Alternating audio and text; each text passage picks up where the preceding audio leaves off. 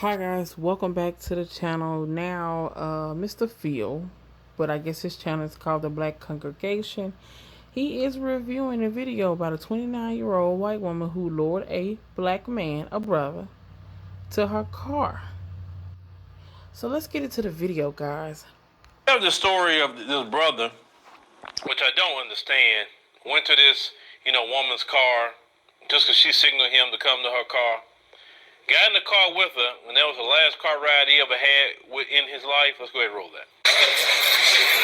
Melissa McNutt doesn't look like a cold-blooded criminal. But prosecutors say that's what makes her so dangerous. She signals Mr. Helig to her car. He gets in the car and is driven to his death. The truth, the whole truth, and nothing but the truth? Yes, sir.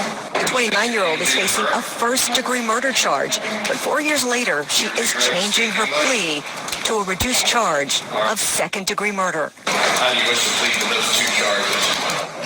Guilty in my best interest. Prosecutors say on the night of September 30th, 2018, McNutt lured the victim, Dustin Helig, a stranger she had met in Ybor City. Helig's last Facebook post had a picture of himself, and he wrote, "Late nights with a selfie. Hours later, he would be dead." They say McNutt robbed him, stabbed him, and shot him. She then drove him to Hyde Park and left him there to die. A detective said Helig was begging for help. He is stumbling and actually falls on his chest. He is incapacitated for a few minutes. But prosecutors say what did her in was a Pandora bracelet and a bloody knife with McNutt's DNA on it found at the crime scene. Now she's off to prison for 30 years, but may return if someone else faces charges in the future. What I don't understand about this story is that a strange woman just asks you to come to her car, and then you just go. And I'm sorry, I have to say this, you go like boo-boo the fool. Why are you going to this woman's car? Why? You don't know this woman. I'm gonna pause because Mr. Phil is exactly he's right. He's right. Black people, stop being so naive, so gullible. We live in a wicked world. We're in a land of captivity. So many people amongst us hate us. And I don't care who agrees with this situation, who don't agree with this situation. That is the truth.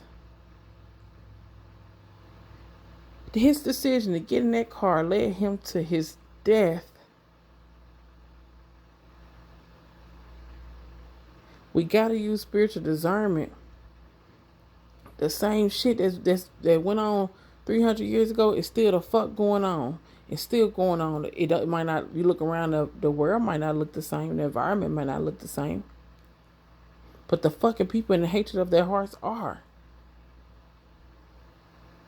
She stabbed that man and robbed him.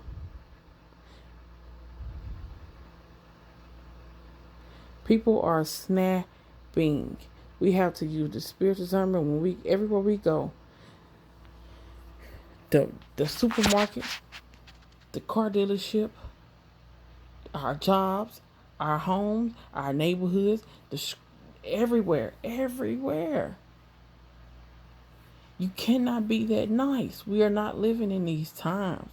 Just because somebody smiles in your face don't mean they like you.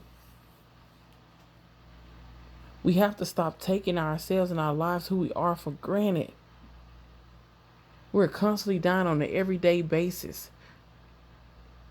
And we still continuously go through the same thing. To repeat the same cycles and habits. We are in the land of our captivity. What you thought some strange woman, call you to a car? What you thought she was going to get you something? I don't know what you were thinking. But this woman has set you up. Some brothers, you got to think, very, very smart. Okay, she did that by herself. That's what they claiming. But what if she was setting him up to get, roped up on a tree somewhere? That's happened too. Many, many times. Some of you brothers are way too trusting. Now, I know some people say, are you blaming the victim for his? No, I'm not blaming anything. I'm just saying just the reality of what's going on. It's not. Mr. Phil is right. I blame the victim. Because he made that choice to get in that car. If he didn't get in that car, that man probably would have still been living. But he got in that car. And that was his last ride. His fault what happened, but come on, what happened to your street smarts? I mean, most of us know you don't get in a car with somebody you don't know. Like, what you got going on? You didn't know this woman. They ain't had no kind of relationship. She just called you and that's just what you do? Be careful, because these people will sit up here and take us out, male or female. You gotta watch it. And yes, people within our community take us out too. I know, I get it, because always got to be that one. Well, there's more people in our community. Of course, you know that, because wherever you live, the people that's in the majority is going to be the person that's going to be the criminal the most. But we're talking about this particular story now. She got 30 years. That's a long time in jail. And, I mean, I know it's not even worth all that. Stabbing the man, shooting the man, robbing the man, and for what? Now you're going to spend 30 years in jail. By the time you get out, you're going to be some old lady. But you got to have street smarts, brothers. You got to have street smarts. But y'all let me know what y'all think about, this particular... No, I agree. He said street smarts. I say spiritual discernment. You have to be spiritually in tune, spiritually connected to where you can pick up on these things. Then again, white women know black men are infatuated with them. So it don't take much to get one in unless he's a good brother. But that's besides the point, y'all. Take heed to warnings. Watch your surrounding. Be careful of your kids when they're around people. Be careful everywhere you go. Be careful for nothing, as the Bible says. We have to pay attention, guys. Like, subscribe. I'm out.